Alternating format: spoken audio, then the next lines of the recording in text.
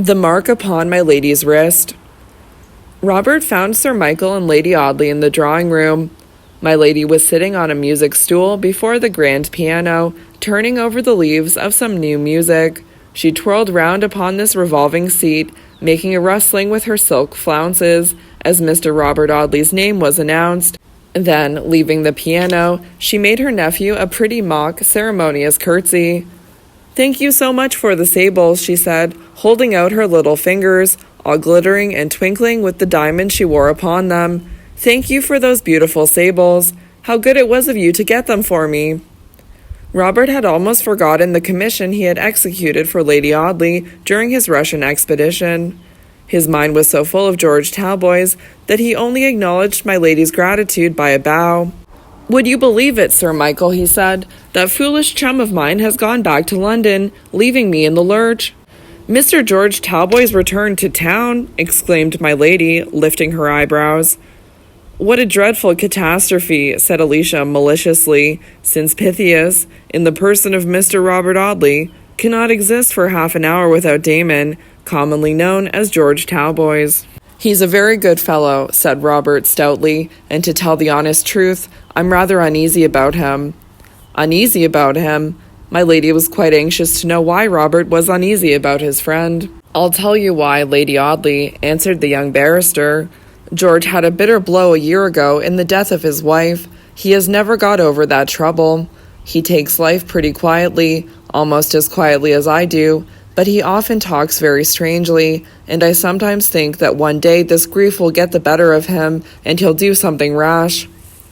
Mr. Robert Audley spoke vaguely, but all three of his listeners knew that the something rash to which he alluded was that one deed for which there is no repentance. There was a brief pause, during which Lady Audley arranged her yellow ringlets by the aid of the glass over the console table opposite to her. "Dear me," she said, "this is very strange.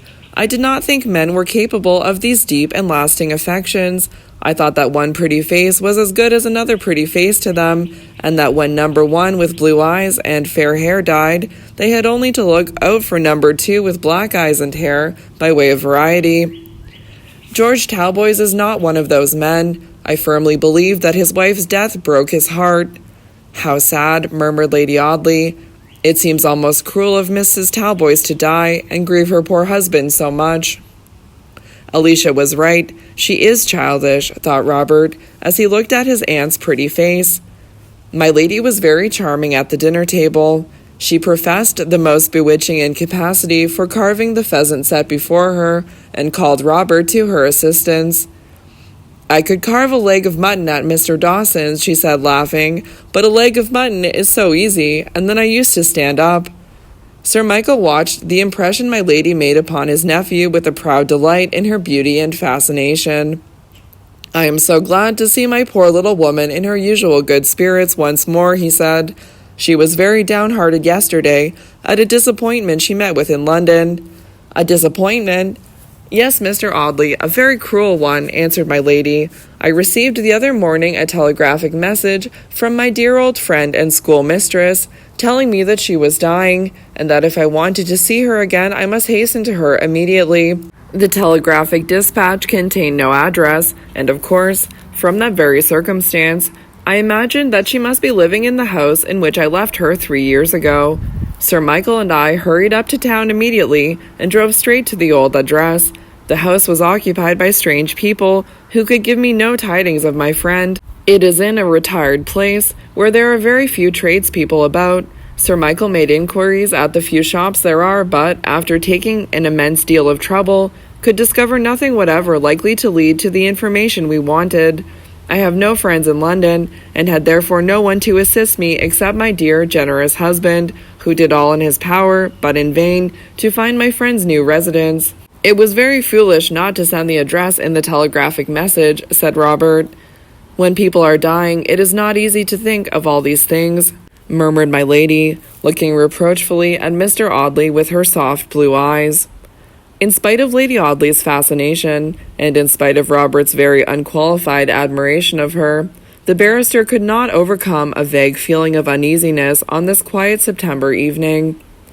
As he sat in the deep embrasure of a mullioned window, talking to my lady. His mind wandered away to shady Fig Tree Court, and he thought of poor George Talboys smoking his solitary cigar in the room with the dogs and the canaries. I wish I'd never felt any friendliness for the fellow, he thought.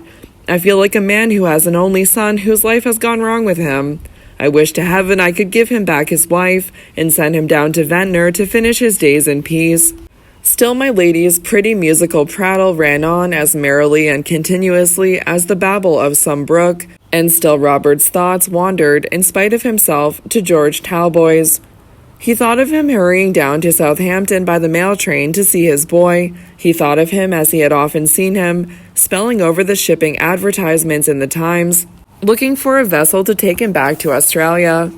Once he thought of him with a shudder, lying cold and stiff at the bottom of some shallow stream, with his dead face turned towards the darkening sky. Lady Audley noticed his abstraction and asked him what he was thinking of. George Talboys, he answered abruptly. She gave a little nervous shudder. Upon my word, she said, you make me quite uncomfortable by the way in which you talk of Mr. Talboys. One would think that something extraordinary had happened to him. God forbid, but I cannot help feeling uneasy about him. Later in the evening, Sir Michael asked for some music, and my lady went to the piano. Robert Audley strolled after her to the instrument to turn over the leaves of her music, but she played from memory, and he was spared the trouble his gallantry would have imposed upon him. He carried a pair of lighted candles to the piano and arranged them conveniently for the pretty musician. She struck a few chords and then wandered into a pensive sonata of Beethoven's. It was one of the many paradoxes in her character, that love of sober and melancholy melodies, so opposite to her gay, frivolous nature.